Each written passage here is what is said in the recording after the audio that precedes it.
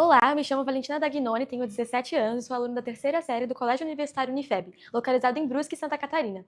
Eu estou desenvolvendo no ano de 2026 o projeto com o título de Informalidade Registral Urbana, uma análise das causas e consequências da ausência de registro de imóveis em Brusque, Santa Catarina, com o auxílio da orientadora Simone Sobiazaki e da co-orientadora Amanda Goulart.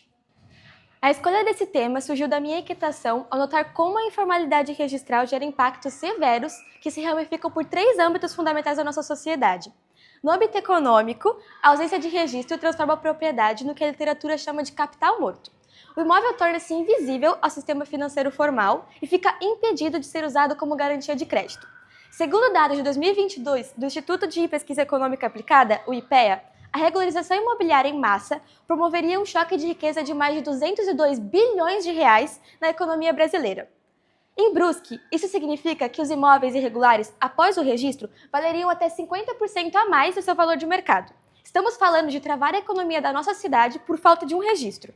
No âmbito social, o impacto é igualmente devastador. O Instituto Trata Brasil, numa pesquisa de 2022, estima que milhões de cidadãos vivem sem saneamento básico adequado decorrente da falta de regularização imobiliária.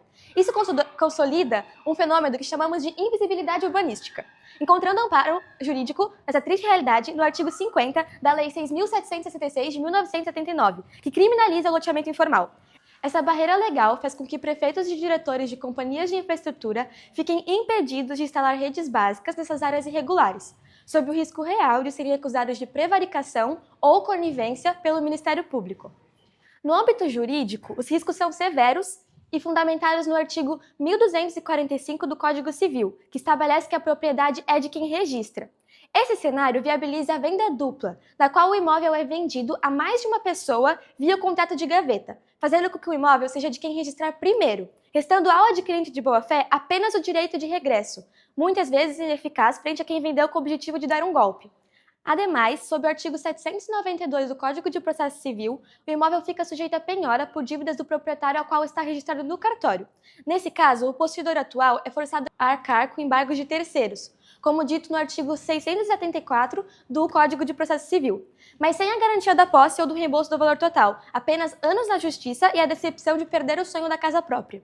Outra consequência é o patrimônio estagnado, que impede a sucessão legítima, com base nos artigos 1784 e 180 do Código Civil. A informalidade inviabiliza o inventário, consolidando um ciclo de insegurança jurídica. Observa-se que no município de Brusque, Santa Catarina, os imóveis mais antigos são alvos diretos desse ciclo de desvalorização, estando há anos fora do registro formal. Tendo em vista essa realidade preocupante, eu formulei o meu problema de pesquisa sendo: quais fatores socioeconômicos favorecem a informalidade registral em imóveis urbanos em Brusque, Santa Catarina, e quais as consequências sociais e jurídicas para os adquirentes. E defini como meu objetivo geral analisar as características socioeconômicas que causam a informalidade registral em Brusque, Santa Catarina, correlacionando de forma direta a ausência do registro imobiliário com os riscos jurídicos, sociais e econômicos enfrentados pelos adquirentes locais. Conforme Antônio Carlos Gil, em 2002, essa pesquisa é caracterizada como explicativa, pois o intuito é identificar os fatores que determinam o fenômeno, compreendendo o porquê da informalidade. A natureza do estudo é quali-quantitativa, cruzando esses dados estatísticos tributários com a realidade social do município.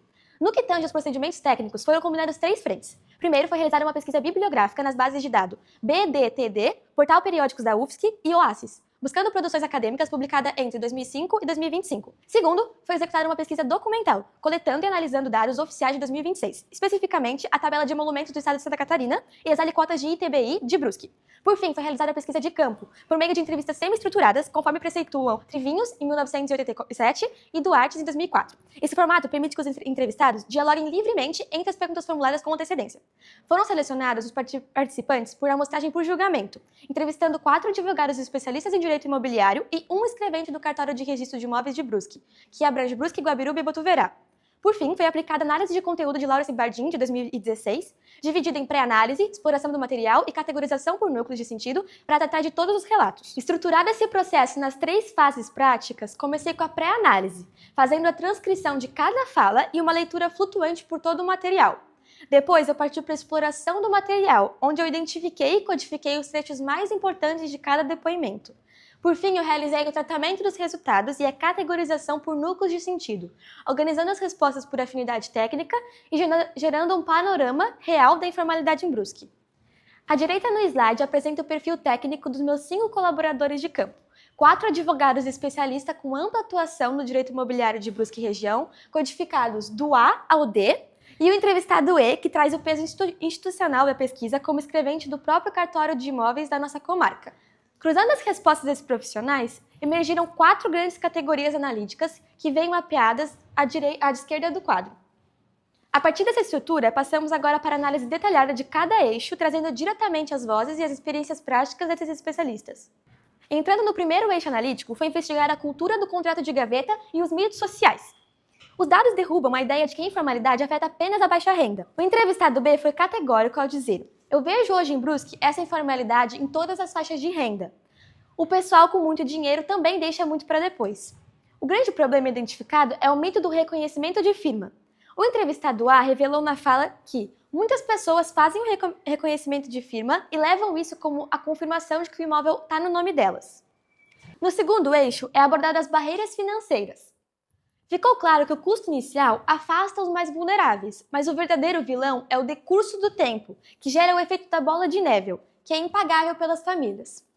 O entrevistado B alertou para o invisível que trava os inventários da nossa cidade, na fala: "Os custos que a pessoa teria hoje para regularizar esse imóvel deixado aqui, ela terá que pagar o ITCMD da época corrigido com a multa.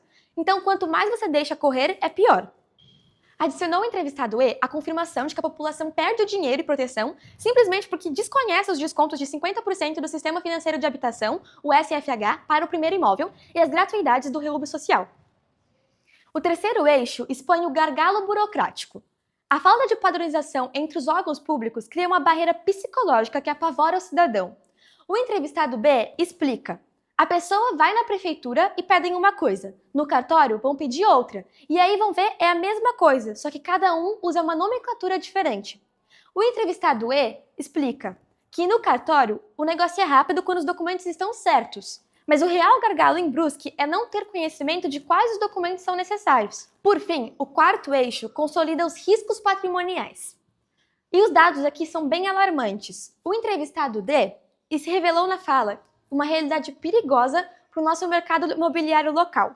Ele diz que é comum a gente identificar pessoas que vendem o mesmo terreno 2 vezes pelo contrato de gaveta. Além de golpes, há o risco iminente de perder o imóvel por dívidas do antigo dono. O entrevistado A adverte que, se o proprietário registrado contrair uma dívida, o comprador fica à mercê de terceiros e pode perder o imóvel, deixando claro que as consequências da desinformação são severas e geram uma extrema vulnerabilidade patrimonial.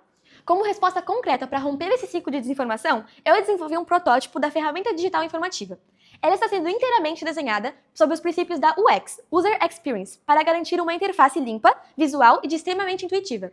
Destaco as escolhas de interface e o design inclusivo que dão vida a essa ideia. Como detalhado nesse slide, a nossa identidade visual utiliza uma paleta de cores neutras e acolhedoras, como os tons de marrom, nude e amarelo queimado, feitas estrategicamente para passar o sentimento de segurança e calma, o que desmistifica o peso do ambiente jurídico tradicional. Além disso, adotamos uma linguagem 100% humana, sem termos técnicos, leis ou códigos complexos. A conversa é para ser direta e focada na realidade prática do cidadão, estruturando ferramentas de impacto. Em vez do cidadão enfrentar um labirinto abstrato das leis, a nossa interface materializa a jornada real que o morador de Brusque e de outras regiões que podem utilizar esse material percorrem para a informalidade. O sistema conduz o usuário pelo caminho básico, partindo do momento da compra até chegar, inevitavelmente, a severas consequências patrimoniais e sociais, e aqui está a materialização desse fluxograma. Notem que o sistema conduz o usuário da jornada em primeira pessoa, permitindo que qualquer cidadão se identifique imediatamente com cada passo, permitindo que qualquer pessoa entenda o diagnóstico do seu imóvel em poucos cliques. Nas considerações finais, eu concluo que a maioria dos objetivos propostos nessa pesquisa já foram concluídos, compreendendo desde a análise da legislação vigente até o cálculo do impacto financeiro do ITBI e os emolumentos de Brusque, e o mapeamento das vulnerabilidades patrimoniais decorrentes da informalidade.